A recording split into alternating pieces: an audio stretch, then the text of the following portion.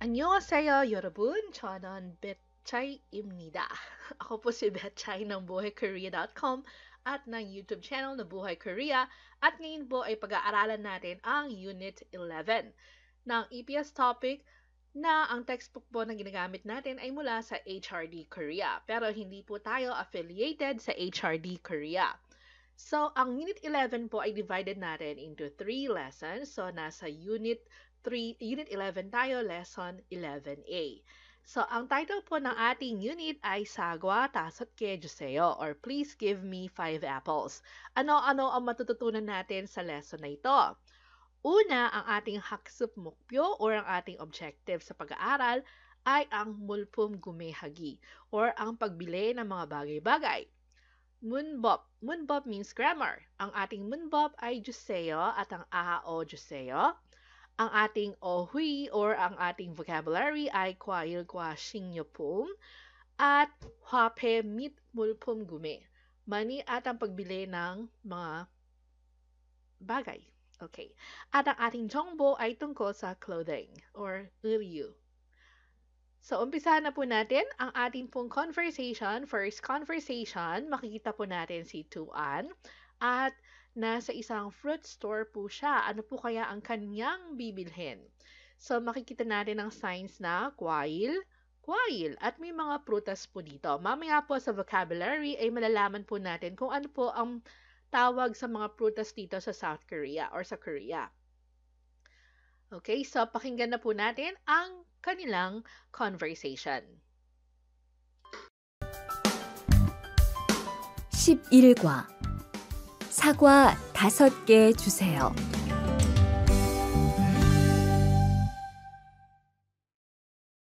대화 1.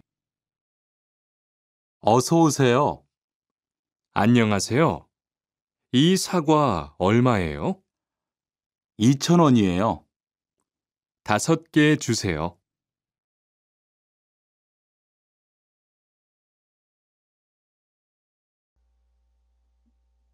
대화 1. 어서 오세요. 어서 오세요. 어서 오세요. 안녕하세요. 이 사과 얼마예요? 안녕하세요. 이 사과 얼마예요? 안녕하세요. 이 사과 얼마예요? 2,000원이에요. 2,000원이에요. 2,000원이에요. 5개 주세요. 5개 주세요. 5개 주세요. Okay, analyze po natin. Oseoseyo po, ibig sabihin po nito sa Korean ay welcome. At usually, pagpasok po natin sa mga shops, kagaya ng fruit store or kwail kage, sasabihin po nila sa atin, oseoseyo, pumasok kayo or welcome. Kahit po sa mga restaurants, yan po yung sasabihin sa inyo, oseoseyo. At ang sagot po ni Tuan ay, annyeonghaseyo. Siyempre, kailangan nating i-greet yung tao. So, annyeonghaseyo. And then, isagwa olmayeyo. So, yung sagwa po ay apple in Korean. Olmayeyo, ito po yung expression kung magkano. Pag nagtatanong tayo kung magkano ang mansanas na ito. Isagwa olmayeyo. Okay, so ganun lang po, napakadali. Pwede nyo pong palitan yung sagwa kung hindi sagwa ang inyong tinatanong. Halimbawa po, orange. Orange po sa Korean is orangey. So, i-orangey. I-orangey olmayeyo. So, ganun lang po. 2,000원이에요. So, 2,000원, ibig sabihin po sa Korean ay 2,000 won. So, mapapansin niyo po, yung E ay isang Sino-Korean number. So, pag pera po ang pinag-uusapan natin, ginagamit po natin yung Sino-Korean. So, 1,000won for 1,000 won. Hindi na po kailangan sabihin yung il kasi alam natin na 1 yon. So, 1,000won means 1,000. 2,000 is 2,000won. 3,000 is 3,000won. 4,000, 4,000won, and so on. So, pag yung 10,000 naman po, ang tawag natin dito ay manon. Okay, manon. At 11,000 po ay manchonon. At ang 12,000 ay man-ichonon. Pag 20,000 naman po, ang tawag natin ay i-manon. Okay? So, next naman po ay tasot ke juseo. Tasot ge juseyo. Tasot ge means 5. Yung tasot po is 5 sa pure Korean number at yung ge ay ginagamit po natin yan as counter. So, tasot ge juseyo. So, give me 5 pieces. Bigyan mo ako ng 5 piraso. Okay, so yung Juseo, ano po kaya ito? Pag-aaralan po natin ang Juseo sa Moonbop. Ngayon naman po ay tingnan natin yung mga tips na nasa baba po ng page. So, tip. So, counter nouns. So, may mga bagay po na ginagamit or na sinasabi natin sa pagbibilang. Kagaya po ng pag bumibili tayo ng mansanas sa tindahan, sabihin natin pahinging 5 mansanas or pahingi ng 5 pirasong mansanas, di po ba? So, sa Korean po, meron din pong ganon. May equivalent din po sila. So, tingnan po natin yung chart natin. So, number 1 for sagwa, orange, uyu, ang ginagamit po natin ay ke, ke, ke. So, 한개, 2개, 3개. So, ang counter noun po, ang pagbibilang po na ginagamit natin ay ang pure Korean numbers. So, hana, tul, set, net, and so on. Pag hana, 한개. Tul is 2개. Set is 3개. And so on. Okay? So, next naman po, podo, banana, kut. So, ito po yung mga bungkos, di po ba? So, hindi naman kayo bibili ng grape na isang bilog lang. Pag bumibili tayo po ng grape, isang bungkos po yon. So, ang ginagamit po natin ay songi. So, han songi, tu songi, se songi, and so on. Yung kagaya naman po ng subak at pechu. Pechu po is yung Chinese cabbage na ginagamit sa kimchi. So, ito po yung malalaking mga prutas, di po ba? So, ang ginagamit natin ay tong, hantong, tutong, setong. Pag mul at mekchu naman po, ito po ay usually siniserve sa bote. So, ang gagamitin po natin ay pyong. Pyong po means bote. So, han pyong, du pyong, se pyong. At pag coffee and juice po na nakalagay sa baso, ang tawag po natin ay chan. Han chan, tu chan, se chan. Para naman po sa mga side dishes, sa rice at saka soup, siniserve po ito sa dish or sa bowl.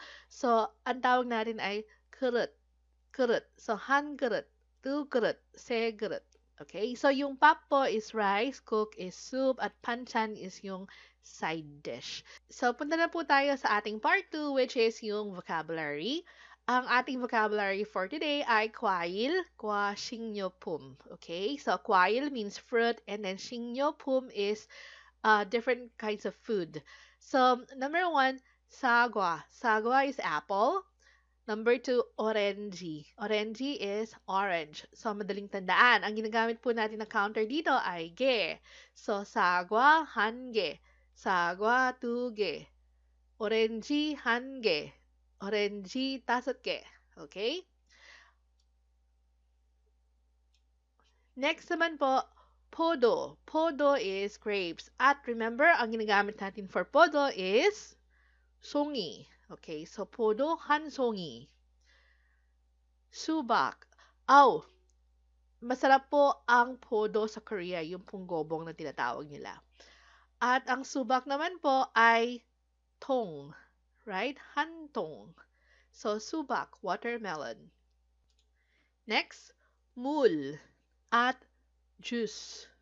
Mul, juice. Ang gamit po dito ay, pag nakabaso po siya, chan, han chan. Tu chan. Next naman po, uyu at pang. Uyu, pang. Next, ramyeon. Ramyeon. Kwaja. Kwaja. Ito pong ramyeon na to, marami pong nag-aaway sa pronunciation nito. Kasi, kung bibili po kayo ng ramyeon na meron pong romanization, makikita niyo po letter R yung nakalagay, like ramyeon, di po ba? Pero pag tinanong niyo po yung mga Koreans, ang pronunciation po nila is ramyeon. So, may recording po ako dito ng 5 Koreans na tinanong ko kung anong pronunciation nito. At sabi po nila ay ramyeon. So, hindi nila ma-distinguish kung yung R at saka yung L. Sabi ko, no, it sounds like L. And then, yeah, that's correct. And then sinabi ko, ramyeon. That's correct. Correct pa rin yun sa kanila. So, wala pong distinction for them. Pero sa pandinig ko po, ang sabi po talaga nila is lamyon. Okay? Next is kwaja. So, kwaja po yung mga chips, yung mga junk food. Ang tawag po nila ay kwaja. Okay, next po ay chocolate. Chocolate or chocolate. And then yung ice cream. Ice cream is ice cream. Ayun, self-explanatory. Madaling tandaan. Chocolate, ice cream. Ayun. Juice, which is also a loan word. Hindi po sila Korean words. Hiniram po or borrowed words po yung mga yon sa Korea. Ang atin pong grammar for today ay yung juseo. Ang juseo po ay ina-attach natin sa noun at ginagamit po natin ito pag gusto natin mag-request ng bagay or pag minsan meron tayong gustong hingin mula sa isang tao. Usually po, ginagamit natin to pag bumibili tayo or kahit nasa restaurant tayo at meron tayong gustong orderin, ang ginagamit rin po natin yung juseo. Ina-attach po natin sa noun. Tingnan po natin yung examples natin dito. So, number 1, mul juseo. So, mul po is water. So, mul juseo, pahingi ng tubig. Ne yogiyo. Yogiyo means here it is. Number 2, orange 5개 주세요. So, orange is orange. 5개, 5 piraso. 주세요, pahingi. So, orange 5개 주세요. 얼마예요? 얼마예요 means magkano. So, answer niya, 만원입니다. So, 만원 is 10,000 won. So, baka magulat po kayo pagdating nyo dito, mataas po yung presyo ng mga bilihin, pero mataas din po kasi yung sweldo dito. So, number 3, 뭘 드릴까요? So, 뭘 드릴까요? 빵하고 우유 주세요. 빵하고 우유 주세요. So, 빵 means bread, 하고 means and. So, bread and milk. 우유 is milk. So, 빵하고 우유 주세요. So, ano naman po yung ibig sabihin ng 뭘 드릴까요? Ang 뭘 드릴까요, it's from the word mo, like morul. And then, 드릴까요 is anong mabibigay ko sa'yo. But it's a more polite form po. Kasi po, pag customers po yung kausap, yun po yung mas polite form po yung ginagamit ng mga ating mga juin or may-ari ng tindahan. So, 뭘 드릴까요? 빵하고 우유 주세요. Okay, so practicein na po natin ang ating nalaman or natutunan.